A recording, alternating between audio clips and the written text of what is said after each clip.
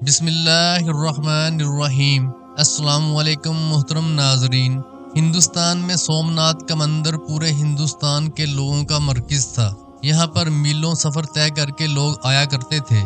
یہاں پر سونے کے بنے ہوئے بت اور مورتیاں بھی نصب کی ہوئی تھیں، اور اس مندر کی خاص بات مورتی کا ایک خاص جادو تھا، جس کی وجہ سے بڑے بڑے لوگ اس کی طرف متوجہ ہوتے تھے کہ سکھ اور عیسائی بھی اپنا مذہب بدل دیا کرتے تھے، اور سومناتھ کا مندر دیکھ کر لوگ ہندو مت قبول کر لیتے تھے، خواہ وہ اپنے مذہب پر کتنے ہی پکے ہوں۔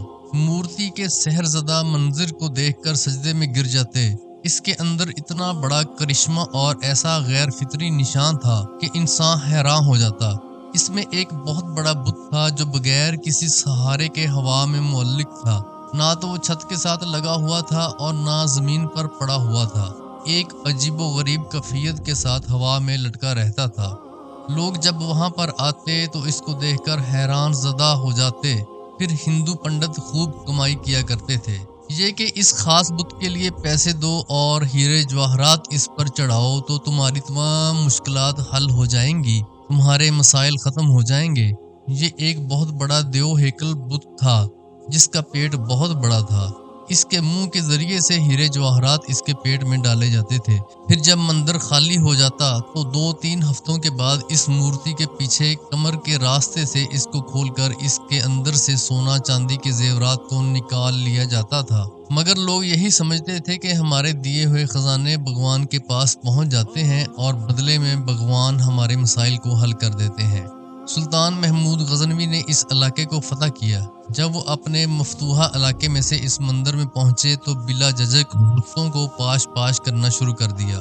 بڑی بڑی کلہاڑیوں سے بتوں کو گرایا جا رہا تھا، اور سلطان محمود غزنوی بھی تلوار سے بتوں پر وار کر رہے تھے۔ ابھی آدھا مندر ہی بتوں سے پاک ہوا تھا کہ بقایا کو دوسرے دن پر چھوڑ دیا گیا۔ دوسرے دن تمام ہندوستان کے بڑے بڑے پجاری اور پنڈت مل کر سلطان محمود غزنوی کے پاس حاضر ہوئے اور بڑے اتحاد کے ساتھ، بڑی لجاجت کے ساتھ درخواست پیش کرتے ہوئے کہا کہ اس علاقے پر اپنا قبضہ رکھیں، مگر ہمارے اس بت کو مت توڑیے۔ اس کے بدلے میں ہم آپ کو پورے ہندوستان کی دولت دینے پر آمادہ ہیں۔ سلطان محمود غزنوی کا ایک وزیر آپ کے قریب آیا اور کہنے لگا، یہ پیشکش بہت بڑی ہے، کیونکہ ہم نے بہت سارے بتوں کو توڑ دیا ہے۔ صرف ایک بت کو چھوڑ دینے میں کوئی حرج نہیں ہے، اس پر ضرور غور کیجیے گا، کیونکہ جو مال و دولت آپ کو ملے گا اس سے ہمارے دین اسلام کی حکومت بہت آسانی سے مستحکم ہو جائے گی۔ سلطان محمود غزنوی نے ان ہندو پنڈتوں کو کوئی جواب نہ دیا۔ دوسرے دن اپنے ساتھ ماہر طبیعیات یعنی ماہر سائنسدان البیرونی کو لے کر مندر پہنچے، کیونکہ اب وہ اس معمہ کو حل کرنا چاہتے تھے۔ جب آپ وہاں تشریف لے گئے تو بت کو چاروں طرف سے گھوم کر دیکھا۔ کوئی پتھریلی چیز یا کوئی باری چیز یا کوئی معمولی سا سہارا بھی نظر نہ آیا جس پر بت کو ٹھہرایا گیا ہو، جس کے ذریعے سے بت کو ہوا میں لٹکایا گیا ہو۔ سلطان بہت حیران ہوئے اور البیرونی کے ذمہ لگایا کہ آپ اس کا معائنہ کریں اور اس کی وجہ ڈھونڈیں کہ اس بت کو ہوا میں کس طرح ٹھہرایا گیا ہے۔ عجیب و غریب سماں بن چکا تھا۔ بہت سارے وزیر اور سلطان محمود غزنوی بھی وہاں بیٹھ کر دیکھ رہے تھے کہ آخر اس کی وجہ کیا ہو سکتی ہے۔ البیرونی بھی پکے سچے مسلمان تھے۔ انہوں نے بڑے غور و غوض سے بت کو دیکھنا شروع کیا، قریب جا کر اس کو چھو کر بھی دیکھا اور چاروں طرف سے بغور دیکھتے بھی رہے۔ آخر کار ان کی سمجھ میں یہ راز آ گیا اور وہ بڑی فاتحانہ مسکراہٹ لے کر بادشاہ کے سامنے حاضر ہوئے اور بڑے ہی ادب سے عرض کیا، حضور، اس بت کے دائیں جانب دیوار کے اوپر والی اینٹیں اگر نکال دی جائیں آپ کے سامنے اس کا معمہ حل ہو جائے گا۔ سلطان جو کافی دیر سے تحقیق ہوتے ہوئے دیکھ رہا تھا وہ گہری سوچ میں پڑ گیا اور اپنے ایک وزیر کو حکم دیا کہ جن اینٹوں کی طرف البیرونی نے اشارہ کیا ہے وہ فوراً نکال دی جائیں۔ اینٹیں نکلیں تو بت کا راز فاش ہو گیا، کیونکہ دائیں طرف والی دیوار سے اینٹیں نکالی گئیں تو وہ دائیں جانب سے زمین کی طرف جھک گیا۔ ابھی وہ زمین پر گرا نہیں تھا مگر اس کی ایک طرف بالکل نیچے کی طرف جھک گئی۔ یہ چیز پہلے سے بھی زیادہ حیران کن تھی کہ اینٹوں کا بت سے کیا تعلق ہے۔ سلطان نے البیرونی کو بلا کر پوچھا کہ اس بید سے ذرا پردہ اٹھائیں اور ہمیں بتائیے کہ آپ تحقیق کی گہرائی تک کیسے پہنچے۔